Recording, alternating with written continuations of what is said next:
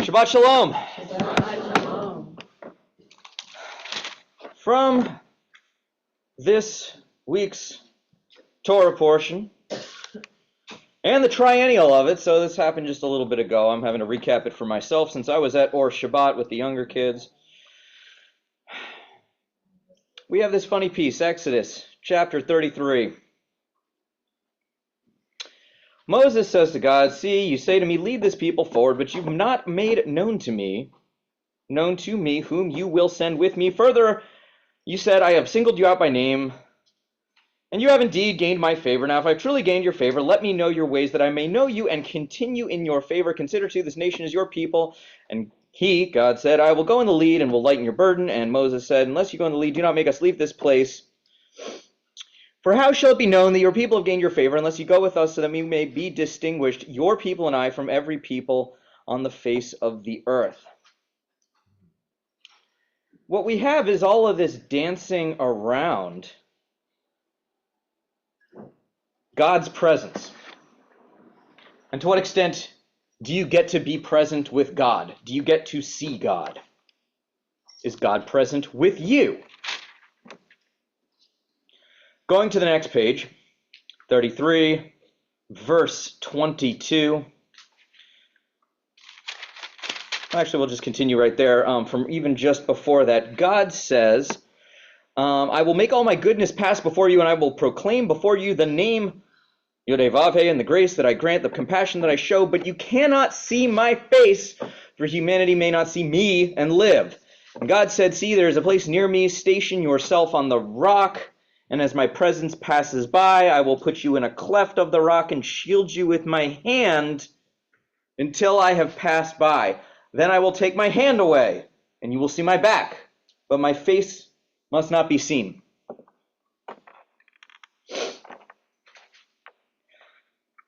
Both Ibn Ezra and Rashi have this interesting moment with this where they're like, what's up with the hand? What's up with the hand, basically? I'm going to put my hand there so you don't look at my face, and then once I turn my back, then poof, I'm going to take my hand away, and then you can see. Ibn Ezra and Rashi both go to the same kind of place of, well, isn't this the God that, did the 10 plagues and split the seas and all of those things? Why does God need to hold a hand? Like earmuffs, like that kind of thing. Why does God need to do that in order that Moses be present with God? Why this whole anthropomorphized thing? And in fact, Targum says within it, they don't actually translate that as, "I will shield you with my hand." They take a fanciful translation of it and say, "I will shield you with my word." Because they don't even buy this whole anthropomorphized physical hand business. Don't buy it. And so we have this problem. What is all of this physicality and these body parts, and we shield you with the hand and then poof, and then you can see the back? What is that? I want to suggest that this falling at the tail end of Purim is really instructive. What is, of course, the character that has no speaking role in Megillat Esther? God, thank you. God. We go from a couple of real extremes of experience with God. Think about that for just a moment. An entire book of the Hebrew Bible in which God has no seemingly surface presence, to immediately into a Torah portion in which we get God's back and God's hand, and you can't look at God's face. Not just God as a being, as a theological reality, but God body parts and intimacy and closeness with God. We go direct from one all the way directly over to the other. Thoughts about why that is? Why do we get that in the same place? One could be forgiven for having a hard time imagining this is the same God in Megillat Esther that we see in Ki Tisa. What is that?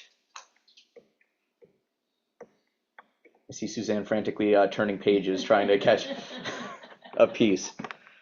You may have stumped the room. Usually I ask existential questions that are a little bit more personal or a little bit easier, not necessarily as philosophical or theological in nature. But why do we get this full range of God in this way? I want to suggest that this week of all weeks, having Purim, first of all, it's not Purim anymore. So Shushan Purim. But we'll call Purim in the same way that God is the unspoken partner in the Purim story. We'll call Purim the unspoken partner in this God story here this week. That unspoken partner is teaching us a lot about our own agency and our own ability in the world. I want to suggest that what we're seeing here is its own kind of Nachshon moment. Who is Nachshon? Y'all know this. Yeah, go ahead. Walked into the first person to walk across the front of the Red Sea. That's right. Yeah, this old midrash about splitting the sea, that it doesn't actually happen until this guy, Nachshon, walks into it and keeps walking, and the water gets higher and higher and higher, and it's going to go over his head, and then suddenly it starts splitting. Doesn't happen as a redemptive moment or quality until you step up, you the human being, you the person. Had the Israelites waited for the hand or face or back or whatever of God to go and fix everything in Shushan with Haman, I don't know that we would have seen the same resolution to the story. Plainly. Purim is a story about a certain kind of human agency and ability, an ability to hold one's Jewishness, one's identity, and one's sense of self in the actions that one takes in this world in a concrete level. There are places in which, we need God's deliverance and God's help and God's this, that, or the other. But I love Purim as the unspoken companion to this part of the story. The reminder that if you are waiting for God's hand or face or back or any of these things, that works for Moses. And it worked in this one place of needing to convince the people to move forward in history and in time and in our own Jewish consciousness. This story, we read it over and over again, but it roots itself in a certain kind of place and moment in terms of getting us to the next step and moving us forward as an Israelite people. It's not the same as I want to suggest the timelessness of Purim that isn't in fact rooted in any particular real king or not. The whole thing is satire, and so this idea that you can read it anytime.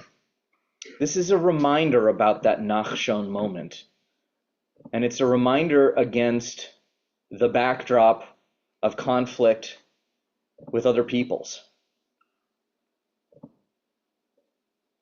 Conflict that may be existential in terms of what it means to us as the Jews. And I think the fact that we get this as a reminder here is that works for Moshe, but it's for us to figure out a way forward. It is for us to use all of our cunning and all of our agency and all of our thoughtfulness and wisdom and compassion to make the world a little bit better, to relate to other people. I mean, fundamentally, that's what Esther does. Changes the whole outcome of the story by saying, hey, I'm like these people over here. You can relate to that. This God's hand, face, back thing, this is utterly unrelatable. The closer you get to the divinity, the more reality begins to unwind. But the Esther piece of it, what's hidden, the idea that you can relate to me and I can relate to you as human beings, and that may be a way out of conflict, or at least a start. To me, that's promising. To me, that's it offers a little bit of hope, even at the moment when God's presence, whether it's the back, the face, anything else, or God's mere voice, may be concealed. That there still is holiness, and there still is the invitation to do the best we can to create peace and to create a better world through our own agency, through relating to other people, and not just waiting for the cosmic hand to come down and fix everything. Shabbat Shalom. We continue with Zach, and Zach comes up to join us on 155.